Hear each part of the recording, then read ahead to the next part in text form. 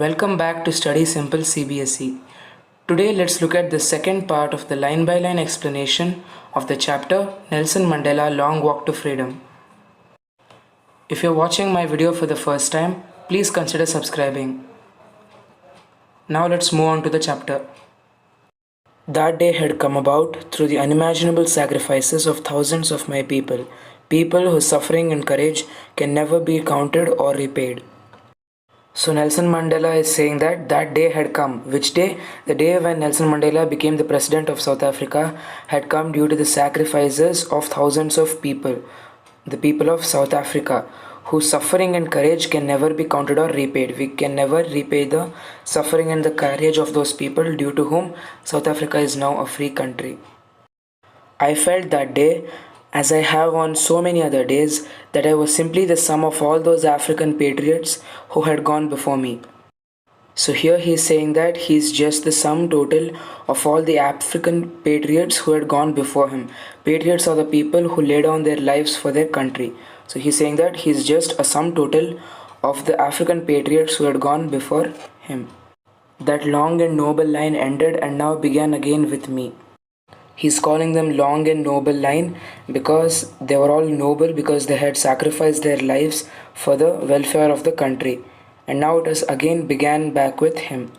So the line ended and again began back with Nelson Mandela himself, since he is the president of South Africa. So now he has a big responsibility to continue the safety of the country. I was pained that I was not able to thank them and that they were not able to see what their sacrifices had brought. So he's saying that he was pained because he was not able to thank the freedom fighters personally and they were not able to see what the freedom looks like after all the sacrifices they had gone through. The policy of apartheid created a deep and lasting wound in my country and my people. So he's saying that this policy of apartheid was the discrimination on the basis of race or color which is followed in South Africa. So this practice of apartheid created a deep and long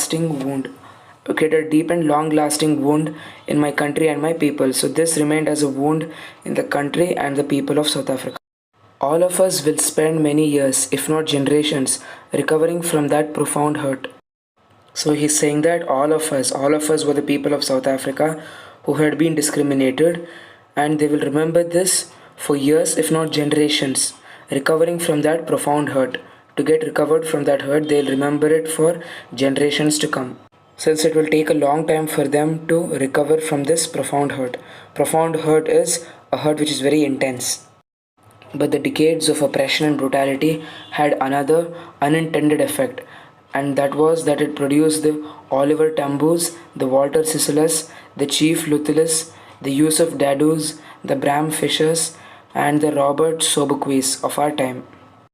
So he's saying that this oppression of the whites over the blacks not only gave them deep wounds but also helped in the rise of great men who opposed the oppression and raised their voice against the racism. Men of such extraordinary courage, wisdom, and generosity that their like may never be known again. So he has named a few men like Oliver Tambo's, Walter Sisulu's, Yusuf Dadus, Chief Luthulus, Bram Fishers, and Robert Sobukwe's, who had extraordinary courage, wisdom, and generosity because they stood up against the atrocities of the whites over the blacks, and such men may never be known again since they sacrificed their lives for the welfare of the country. Perhaps it requires such depths of oppression to create such heights of character. So he's saying that the depth of oppression was so much that it helped in the creation of great men with great courage who fought for the freedom of their country. My country is rich in the minerals and gems that lie beneath its soil, but I have always known that its greatest wealth is its people, finer and truer than the purest diamonds. So Mandela is saying that his country South Africa is very rich due to the presence of minerals and very valuable gems that lie beneath the soil. But what he believes is that the greatest wealth of a country is its people and not its minerals and gems. They are finer and truer than the purest diamonds. So he's saying that the men are finer, truer and much more costlier than the purest diamonds which were available. It is from these comrades in the struggle that I learned the meaning of courage. So he's saying that he learned the true meaning of courage through his comrades. Comrades are the people who are the fellow members of an organization. So Mandela is saying that it is from these comrades, the people who he had named before, in the struggle that I learned the meaning of courage. So he was with them and together they learned the meaning of courage. Time and again I have seen men and women risk and give their lives for an idea. So he's saying that many times he had seen men and women risking their lives and giving their lives for an idea which can help in the welfare of the country. I have seen men stand up to attacks and torture without breaking, showing a strength and resilience that defies the imagination. So he's saying that the men of the past had so much resilience that they would bear all the torture and the attacks of the whites over them and they would still not get angry and work in silence. This shows a real strength and resilience which defies the common imagination. And also they are able to bear all this torture without showing any signs of pain. And this was beyond his imagination. I learned that courage was not the absence of fear but the triumph over it. So here he gives a beautiful comparison that courage is not the absence of fear. That courage is not when there is no fear, but the triumph over it, but when you overcome that fear or conquer your fear. The brave man is not he who does not feel afraid, but he who conquers that fear. So a man can be called brave when he is able to conquer his fear. So Mandela is a brave man. No one is born hating another person because of the color of his skin or his background or his religion. So Nelson Mandela says that no person is born hating another person, that no person is born hating a person on the basis of his race or his color of his skin or his background, maybe he is rich or he is poor or even maybe his religion. People must learn to hate and the society teaches the man to hate. And if they can learn to hate, they can be taught to love. So what he believes is that if people can be taught to hate, then they can also taught to love each other. For love comes more naturally to the human heart than its opposite. So he's saying that it is way easier for the human heart to love than to hate, since love comes naturally. Even in the grimmest times in prison, when my comrades and I were pushed to our limits, I would see a glimmer of humanity in one of the guards.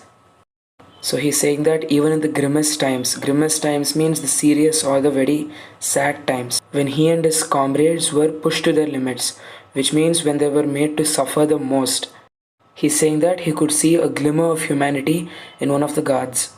So what is humanity? It is just a kind gesture by one of the guards. So this gave him assurance and hope to live and keep him going. Man's goodness is a flame that can be hidden but never extinguished. So he's saying that the kind gestures of a man can be hidden but it can never be extinguished. In life, every man has twin obligations. So he's saying that every man has two obligations. Obligations means his responsibility or his duty. Obligation to his family, to his parents, to his wife and children. And he has an obligation to his people, his community, his country. So the first one is towards his family, to his parents, his wife and his children. And the second one is towards his nation, to all his people, to his community.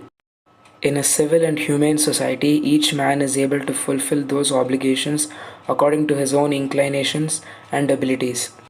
He says that in a civil and humane society, civil is a society where the people are kind to each other, and a humane society is where the people respect each other. So he's saying that in such a society, it is easy for a man to fulfill his two obligations. One of the obligations is to his family and the other one is for his country or his nation.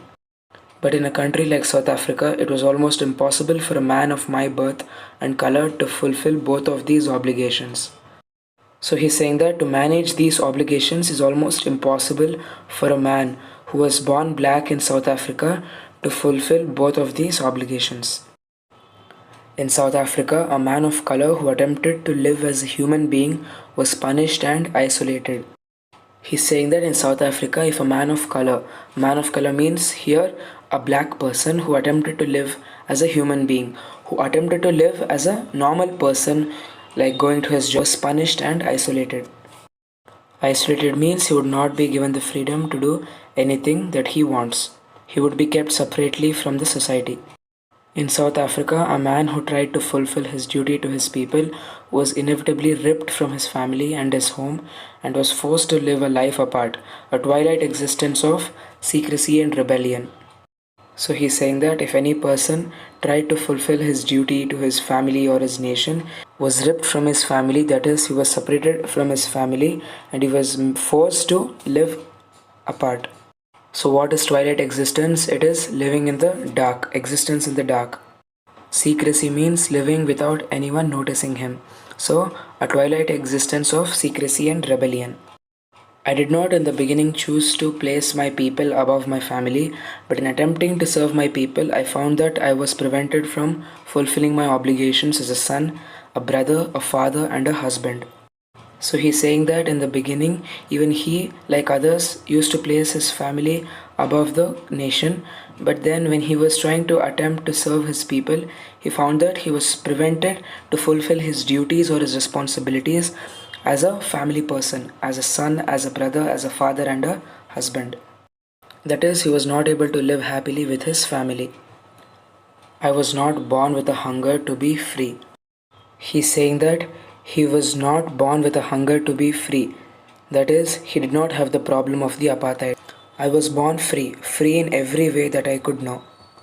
So he was free just like any other child. So he was free to run in the fields near my mother's hut, free to swim in the clear stream that ran through my village, free to roast mealies under the stars and ride the broad backs of slow moving bulls. So he's saying that he was not having a hunger to be free, since he could do most of the things which normal children do, unless and until he obeyed a few restrictions by his father or his tribe. He's saying that he was free to run around, he was free to swim, and he was free to roast mealies. Mealies is the maize corn. Under the stars and ride the broad backs of slow moving bulls. He could also ride the bulls. And he was not troubled by the laws of the man or God unless he was obeying the rules of his father and the tribe. It was only when I began to learn that my boyhood freedom was an illusion. He's saying that his boyhood freedom was now just an illusion or a false idea.